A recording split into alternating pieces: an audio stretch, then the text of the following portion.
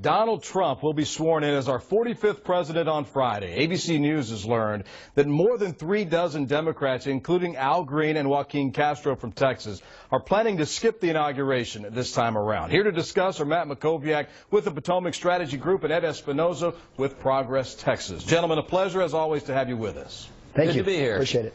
Ed, let's begin with you. What message are these members of Congress trying to send by skipping the inauguration? Well, it's definitely an unusual message, but it is an important message. Somebody in Washington has to stand up to the president and say, you are not acknowledging the minority in Washington or the voters that didn't vote for you. If the Republicans won't stand up to him, the Democrats are showing that they have to do it. Remember when Barack Obama came into office, he reached across the aisle. He met with the conservative press and with George Will. He nominated 3 Republicans to his cabinet.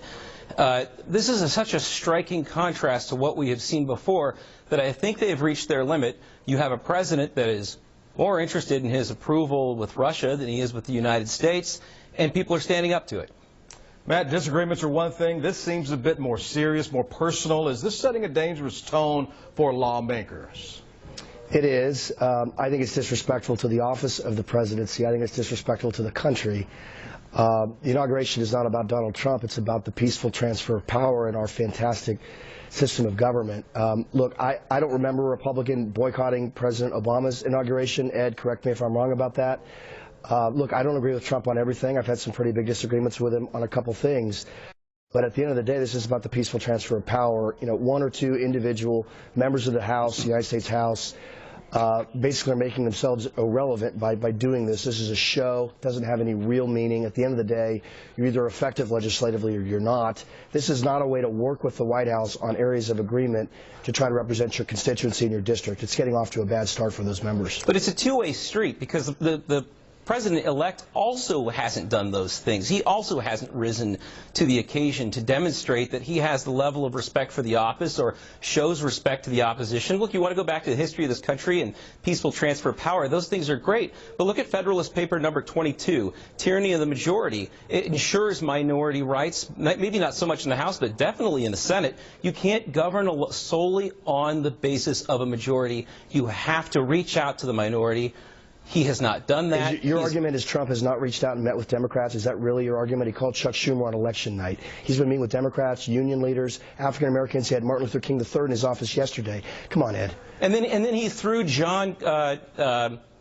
he threw a congressman under the bus, threw John Lewis under the bus, saying that because he John Lewis never said heard his of election him. was illegitimate. There's no evidence that the election was illegitimate. And then Let's he said John Lewis has never done anything for civil rights, a man who had his head cracked open during the Freedom Riders movement. Okay, given that, Matt, what should the message be then on Friday? What should Donald Trump say to bring these two sides together?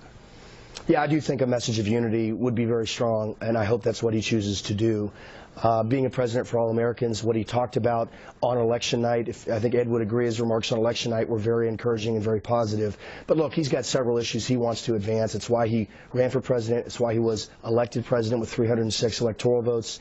You know, securing the border is going to be number 1. Corporate tax reform, getting the economy going, making America great again, as he often talks about. We'll see what his message is short. I predict he'll talk about keeping America first. Making Americans the priority, but we got to turn the direction around of the country. You can argue President Obama's been a success, but that does not explain why Donald Trump is succeeding him. So at the end of the day, I think Trump does have an opportunity here to recast his image on the first day of his presidency and do it in a positive and unifying way. Ed, is there anything he can say that will mend these wounds that appear to be growing by the day? Yeah, there are many things he can say, and regardless of all the things that those of us who didn't support Trump think, I think that there's optimism that we want him to do the right thing and have a message of unity and talk about one America and talk about a citizenry and a movement that can really mend our fences and build our bridges. We've yet to see him do it, but one can only hope that we can see flashes of that on Friday. All right, we've got about a minute left. And Ed, I'd like to get to the state legislature here in Texas, back at work this week. House Bill 948 getting some attention this week. It would make abortion a felony with no exceptions for rape or medical problems. What do you see happening here? I mean, it's completely illegal. Abortion is legal It is health care. It is a right in this country.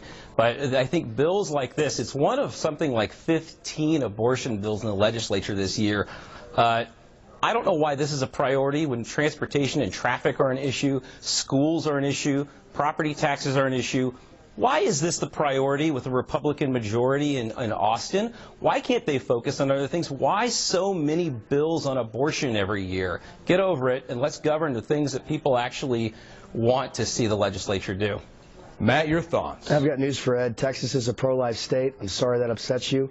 Protecting innocent life is part of our values. It's why we do it. I don't believe that bill is a priority. I'm not aware of it being a priority. This session is going to be about the budget, ending sanctuary cities, keeping the Texas economy very strong. There's a number of things that are going to be priorities. But pro-life legislation in Texas, and that's why Republicans have won every statewide elected office since 1998. And the bills always get shut down in court. Gentlemen, as always, a great debate. I appreciate your time. We are all out of time, but thank you so much for being here today for another great edition of Point Counterpoint. Thanks. Thanks. Absolutely. Still ahead, the